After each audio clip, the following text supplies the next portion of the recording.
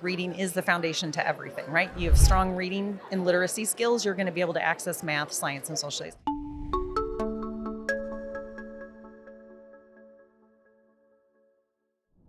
Welcome, listeners, to the Powercast. This is Jeff Pelzel, and I'm here with my colleague, Dr. Rick Fernandez. Rick, welcome to the show again. And I have the pleasure today to introduce Dr. Michelle Morse, who's the superintendent of Bettendorf Community Schools, former colleague of mine in the Newhall School District. Michelle, I am so glad to have you here. Welcome to our show. Thanks, Jeff. It's great to see you and great to be here. Well, thanks for being here. So I'd love for you just to take a little bit of time just to talk about your journey and path to getting to be the superintendent in Bettendorf Community Schools and talk a little bit about your district. Well, thank you. If you had asked me 30 years ago when I started this profession if I was going to be a superintendent, I would have told you never. But here I am. I'm finishing up my 5th year in our district in Bettendorf. That is unbelievable. Yes. And I do. We were just talking before we came on that we both have so much to be grateful for the previous board that we worked together with for where we are today, but also for you. You were my boss and taught me a lot about what it would be like to be in this role. It was a little different when I started. I started July 1 of 2020, right in the midst of COVID, and that was a bit of an interesting transition.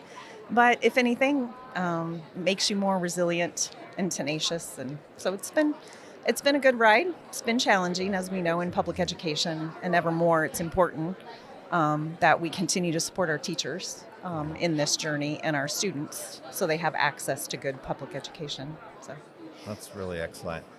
You know, the nice thing is you know, those first 2 or 3 years, just like when you're a classroom teacher, it's like drinking from a fire hose. Sometimes you look back on your first year and you're like, did I do a disservice or really do well? I mean, you do the best that you can. But now, as you're saying in your 5th year, what are some of the things that you're most proud of as a superintendent right now in your district? I would say it has been an interesting journey. When you start a year when you're not sure if you're going to be open, hybrid, online, 100%, what does that look like? How do you balance the community interests with staff? Because our community and our staff are very polar opposite of what they wanted. But I think overall we came together as a team and we navigated that. As I look back, our district has changed dramatically. So in the last 5 to 10 years, our free and reduced counts have more than doubled. The diversity of our district has seen double-digit increases. So probably 10 to 15 years ago, we were predominantly Caucasian, right? Upper middle class. And we are definitely... your community's changed. It has changed. And sometimes that change in the community, what we're seeing in our schools, can present challenges. Sure. And so we try to work, we try to allay the fears, we try to educate to help them understand that our district's better and stronger because of that. I think one of the things I am, to your question, Jeff, most proud of, we, coming out of that first year, I needed to work with staff's concerns that in our elementary schools, we weren't exactly aligned across all of our elementary schools. There wasn't solid curriculum in the core areas. That had been an area that had not been addressed in many years.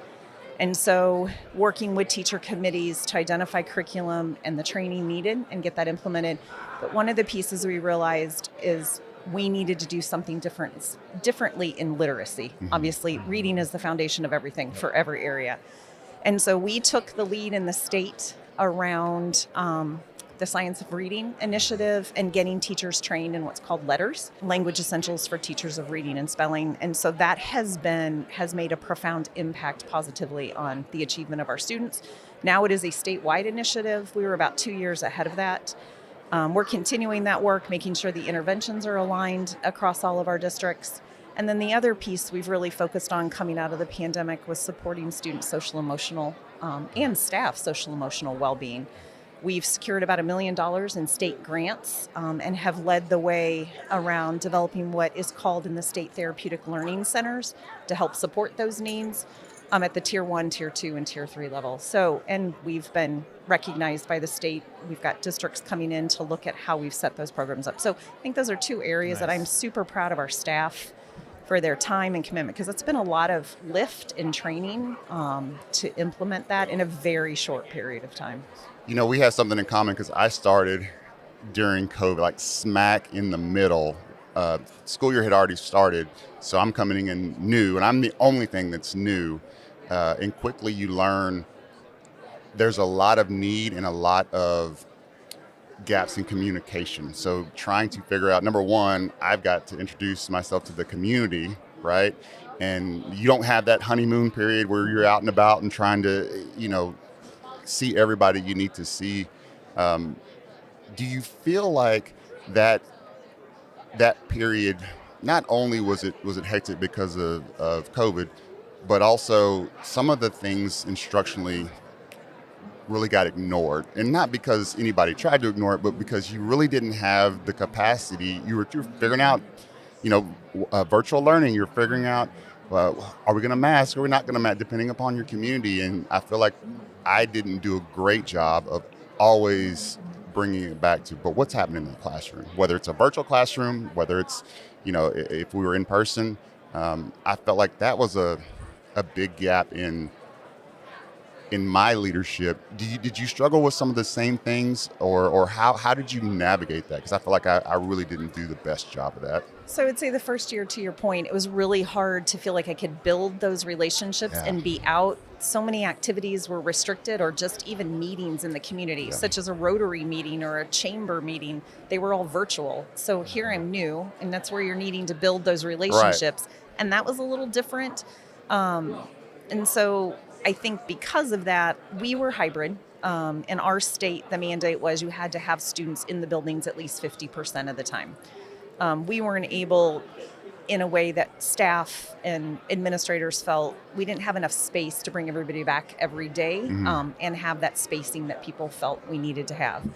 And so what I did as I was in classrooms with teachers, what I heard and learned is teachers really appreciated those, having half of the students one day and half the students the other day. They felt like their instruction could be more intensive. And so I think from that standpoint, we might have actually benefited from that.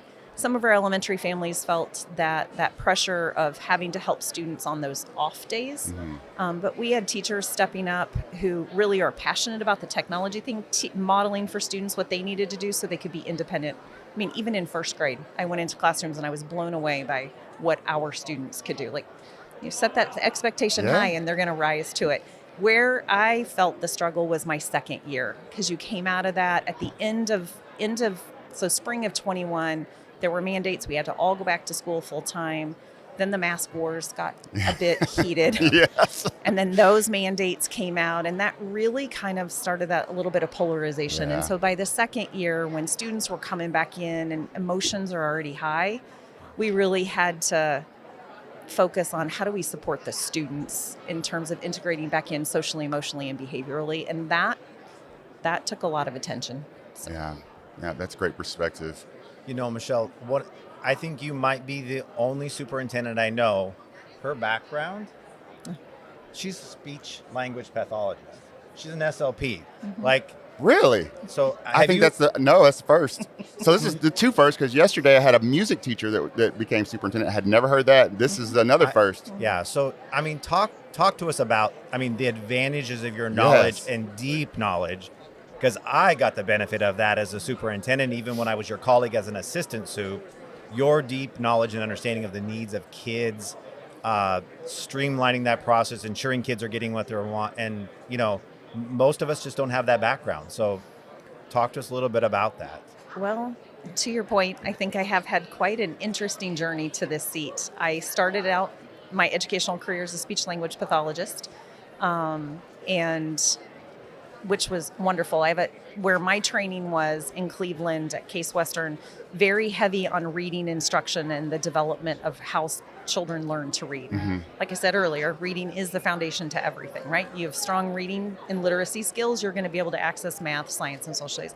So I had that opportunity, but then early on I had an administrator that wanted to pilot some programs in the classroom. So I ended up going into the classroom and then seeking teaching credentials. And so I had some of that background in both running a classroom with general education and special education students. And so I think that helped me really understand, and then worked as part of a division in a district where even though we were under special education, the model was for every general education or every special education person, there was a general education person. So I benefited from learning all the core curriculum and the standards and all the instructional piece, and then I could share all of those pieces we learned in special education around accommodations and strategies and modifications.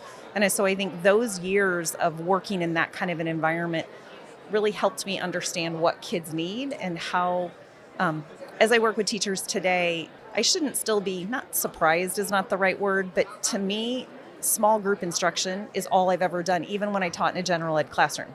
Whole group doesn't come natural to me, but that's because of my background. And I really believe that that differentiation part has to happen every day in our classrooms. And so working with teachers on that, even to this day, for some is a different learning model, but when they see the value of it, it's amazing to see them. And then had the benefit of being a special education director and an assistant superintendent of human resources. So really figuring out what makes people tick and how do we get the right people in the right places, I think has helped me, understand the role I'm in. And you do have a now it's making sense. You have a very calming presence. I'll say that.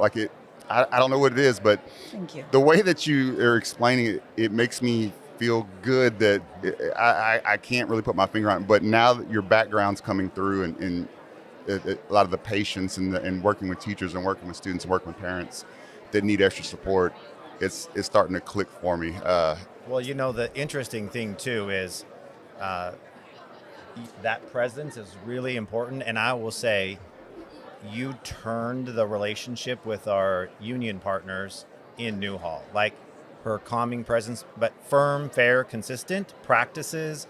And the other thing, and not to air dirty laundry in Newhall School District, but I'll tell you, she held people accountable, like really held people accountable. I mean, I sometimes felt like your life was full of investigations, like you were like you were CSI or something, like literally. CSI Newhall? Yeah, I mean, literally. And I think they do film some of that up there, actually, in Santa Clarita, believe it or not.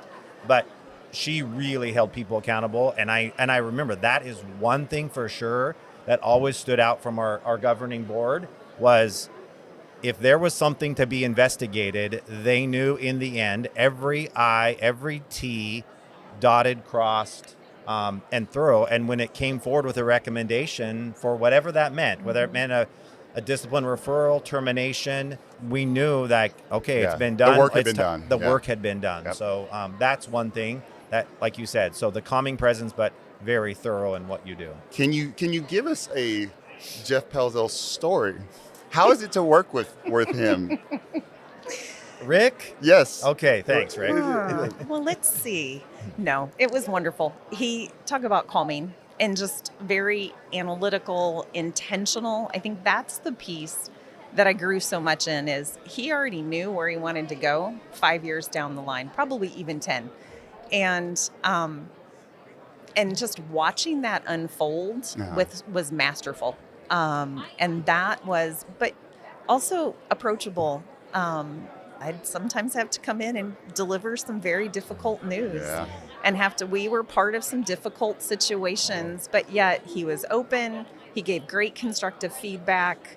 And I didn't ever feel like, even though I had to come in and give difficult news or say some difficult things, he was always open to it and he'd even help problem solve it. So I think from that lens, and I grew instructionally because he is an instructional expert, but what sets him off? Like you come into the meeting, if this is, come on, you got to give us something. It can't be all compliments. You can go at this. Come on. She probably knows exactly some of my triggers. Oh, I don't even know. I didn't focus on those.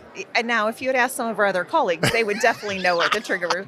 But for me, he knows that. I am more focused on where's the good and how do we bring that out in people. Sometimes there's a lot of patience involved in that. But, I don't know. I do have a question for you guys, though. I want to know, in your experiences, I know you're not directly in the superintendency any longer, but even in your role, one of the things I think I'm seeing locally in our state and nationally with our educators is there's just so much coming at all of us, right? And not always positive. And I feel like while things might be good in individual districts, sometimes that fatigue or that anxiety or anger, whatever you want to call it, they're starting to internalize what they're seeing externally. And so have you guys found any great strategies or talked to any superintendents about how they're trying to help support the overall wellness of their staff so they can remember that passion and desire of why they got into the profession? Yeah, I mean, I don't think I've not heard anything specific. In like most states, we're struggling in Texas with how do we keep our staff, how do we pay our staff? We're in a huge budget deficit, and all the things going on federally that may impact funding in the state and resources. I think we're the umbrella, right? So you're trying to shield your staff and your team from all of the things that can get in the way of actually supporting kids and making sure your staff are okay. I've seen a lot of creative team building things in the past 3-4 years that really haven't seen before, where school districts are taking a look outside of K-12 and getting some ideas from the private sector and kind of bringing those ideas in, even when it comes to retention and staffing and fringe benefits and things that the private sector offers.